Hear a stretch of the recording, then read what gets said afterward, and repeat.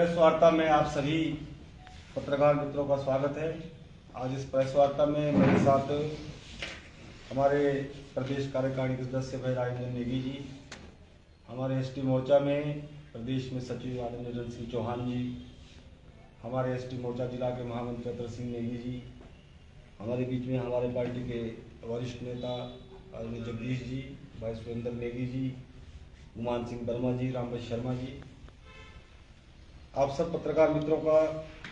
इस प्रेस वार्ता में स्वागत है। और आज की ये पत्रकार वार्ता विशेष करके आज मैं तमाम गिरिपार क्षेत्र के जो लोग जनजातीय क्षेत्र की लड़ाई पिछले 56 वर्षों से लड़ रहे थे और जिसका सुखद अनुभव पिछले कल पूरे गिरिपार के लोगों को मिला है, मैं तमाम गिरिपार के जो जनजातीय क्षेत्र में लोग आए हैं सबको मैं बहुत बहुत बधाई और बहुत बहुत शुभकामनाएं देता हूं कि जो सपना पिछले 56 वर्षों से हमारे लोगों ने देखा था कि कब उत्तराखंड के चौसार बाबर की तर्ज पर हमारा गिरिपार क्षेत्र भी जनजातीय हो और हमको एक प्रमाण पत्र जो एसटी का मिलता है उसकी तड़प जो हम लोगों के बीच हमारे लोगों के बीच में थी, वो सपना पिछले कल माननीय उच्च न्यायालय ने पूरा किया है। प्रदेश सरकार जिस प्रकार से इस मुद्दे पर रवैया अपनाए हुए हैं और पिछले 4 महीनों से आप सब लोगों के सामने किस प्रकार से प्रदेश सरकार के मंत्री माननीय मुख्यमंत्री जी किस प्रकार से हमारे लोगों के साथ खिलवाड़ कर रहे हैं, कितनी मेहनत से पिछले 5 वर्ष का कार्यकाल भारतीय जनता पार्टी की सरकार प्रदेश में थी, माननीय जयराम ठाकुर जी प्रदेश के सम्मानीय मुख्यमंत्री थे, केंद्र में भारतीय जनता पार्टी की सरकार थी और गिरिपार के तमाम लोगों का केंद्रीय हाटी समिति के सहयोग से उनके नेतृत्व में सभी लोगों ने प्रयास किया माननीय जयराम ठाकुर जी से मिलकर कि 56 साल की पुरानी मांग को जो है पूरा किया जाए ताकि हमारे क्षेत्र के नौजवानों, हमारे क्षेत्र के लोगों को इसका लाभ मिल सके। और तत्कालीन विधायक जो गिरिपार क्षेत्र से थे उस वक्त उन लोगों ने भी सबने सहयोग की बात की थी। जितनी भी खुमलियां हमारी गिरिपार क्षेत्र के अंदर हुई और एक प्रयास हुआ, उस प्रयास में माननीय जयराम ठाकुर जी ने जिस प्रकार से उन्होंने इस मामले में इनिशिएट लिया, खुद दिल्ली में जाकर इस मामले को उठाया और उसमें हमको सफलता मिली। विधानसभा के चुनाव से पहले कैबिनेट के अंदर इसको स्वीकृति मिली, विधानसभा के तुरंत चुनाव के बाद लोकसभा के अंदर ये बिल पास हुआ और उसके बाद पिछले दिनों लगभग 5 महीने पहले राज्यसभा में भी ये बिल पास हुआ और 4 अगस्त को महामहिम राष्ट्रपति महोदय जी ने इसकी अंतिम अधिसूचना की। अधिसूचना के बाद प्रदेश सरकार को ये चिट्ठी पहुंची, माननीय राष्ट्रपति महोदय की अधिसूचना पहुंची, जनजातीय विभाग जो हमारे केंद्र में है उनके ज्वाइंट डायरेक्टर की चिट्ठी पहुंची और इसको लागू करने के लिए प्रदेश सरकार को कहा गया। लेकिन आज 4 महीने के लगभग समय होने जा रहा है और प्रदेश सरकार ने जिस प्रकार से इस मुद्दे को घुमाया हुआ है वो आप सब लोगों के सामने है। हमारे केंद्रीय हाटी समिति के लोग भी आप लोगों से प्रेस में रूबरू हो चुके हैं, सारे दस्तावेज उन्होंने आप लोगों को दिखाए। लेकिन हमें दुख इस बात का है कि आज सरकार के अंदर गिरिपार क्षेत्र से मंत्री है, गिरिपार क्षेत्र से उसी पार्टी के विधायक, उन्होंने ना तो कभी पहले इस मुद्दे पे गंभीरता दिखाई, चुनाव के वक्त भी इस मुद्दे के ऊपर हमारे समाज को बांटने का काम किया गया और चुनाव के बाद भी इस काम में रुके नहीं। लोगों को जातिवाद में बांटने का काम किया जा रहा है, लगातार किसी न किसी वर्ग को भड़काने का काम किया जा रहा है। कभी कहते हैं कि इससे लाभ नहीं होगा, कभी कहते हैं मैं इसके हक में नहीं हूं, कभी कहते हैं कि मैं इसके हक में हूं, कभी कहते हैं मैं इसको लागू करवाऊंगा। और जब चिट्ठी आने के बाद, केंद्र की चिट्ठी आने के बाद लागू करने का समय आया, हमारे केंद्रीय हज समिति के लोग और उनकी जो शिमला यूनिट के लोग माननीय मुख्यमंत्री जी से मिले, माननीय मंत्री जी से मिले, ट्राइबल मिनिस्टर से मिले, लेकिन उसके बावजूद भी हमारे क्षेत्र के मंत्री जी, जब उनसे पूछा जाता है, वैसे तो जवाब देते नहीं, आप लोगों को तो शायद कोटा के पत्रकार तो पत्रकार वार्ता करते भी नहीं, लेकिन शिमला में मैंने उनकी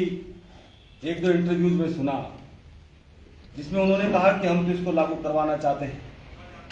और इसमें प्रदेश सरकार ने केंद्र सरकार को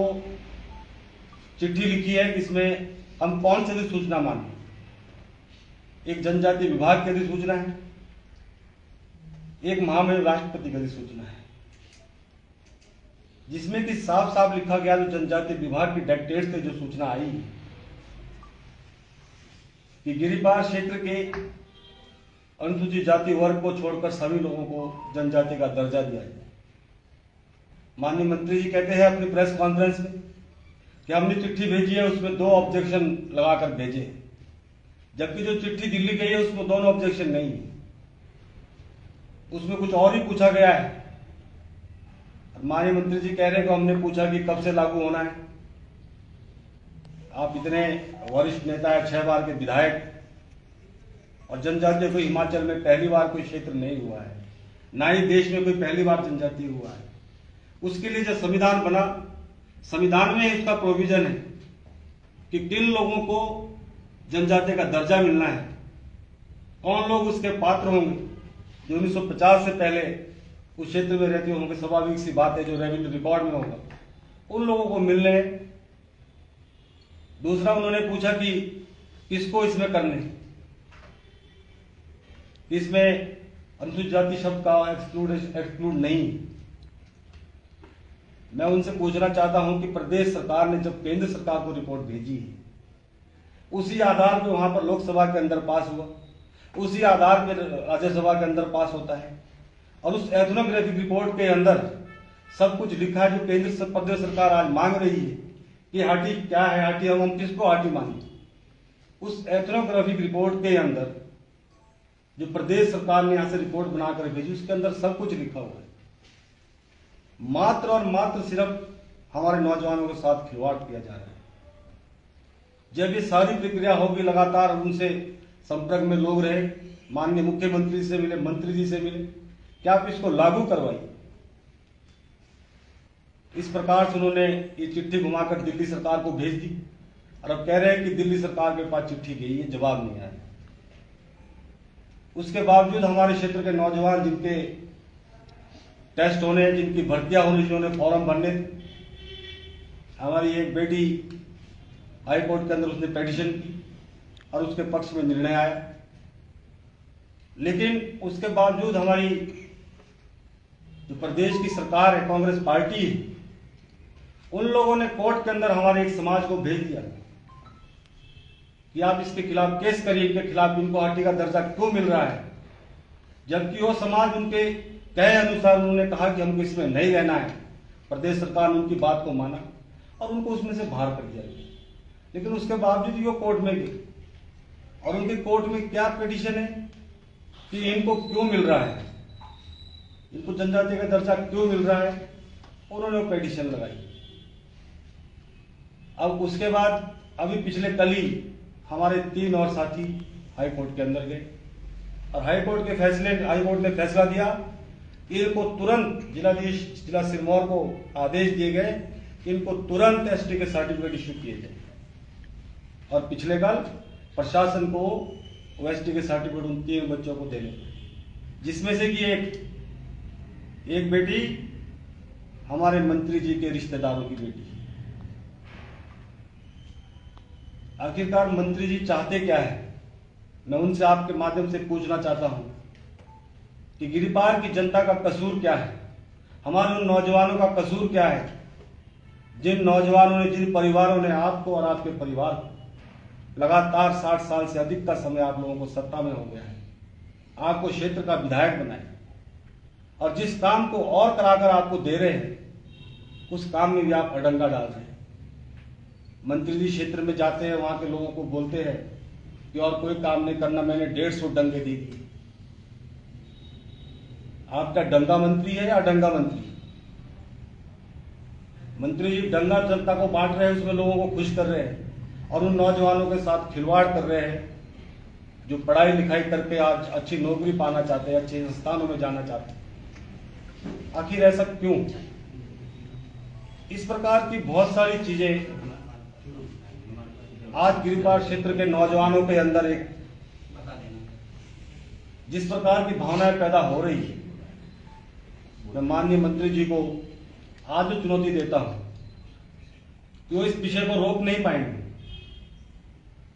क्योंकि माननीय उच्च न्यायालय ने फैसला दे दिया है। सरकार को ये बात समझ नहीं आ रही है कि राष्ट्रपति की अधिसूचना क्या होती है। माननीय उच्च न्यायालय में लोग गए, उनको समझ आ गया और उन्होंने तुरंत आदेश किए डीसी सिरमौर को, उनको सर्टिफिकेट दिए। लेकिन आज गिरिपार के नौजवान कितने लोग कोर्ट में जाएंगे? एक कोर्ट की फीस वकील कितनी लेते होंगे? 30,000, 40,000, 50,000। इतने सबके पास कहां पैसे? कोर्ट में जा जाके इंडिविजुअल केस लगा लगा के लोग रिलीफ लेते रहेंगे तो हजारों बच्चा हमारे क्षेत्र का है। मेरा आज भी प्रदेश सरकार से निवेदन है, माननीय मुख्यमंत्री जी से विशेषकर, और जिस प्रकार से मंत्री जी ने कहा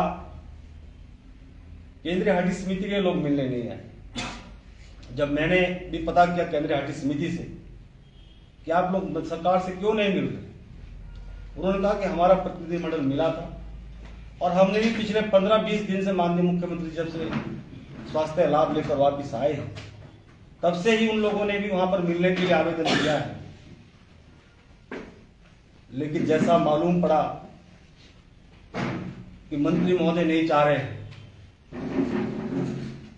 कि मुख्यमंत्री से मिले, वो चाहते हैं कि पहले मेरे पास आए, उसके बाद हम माननीय मुख्यमंत्री जी के पास जाएंगे। उनके पास जाने में भी कोई आपत्ति नहीं, उनके पास भी लोग गए थे शिमला में, उनको उन्होंने संज्ञा दे दी कि तो 2-4 लोग लोहिया पहन के पत्रकार लोग आ गए। आखिर वो चाहे पत्रकार है चाहे स्टूडेंट है, वो गिरिपार क्षेत्र के लोग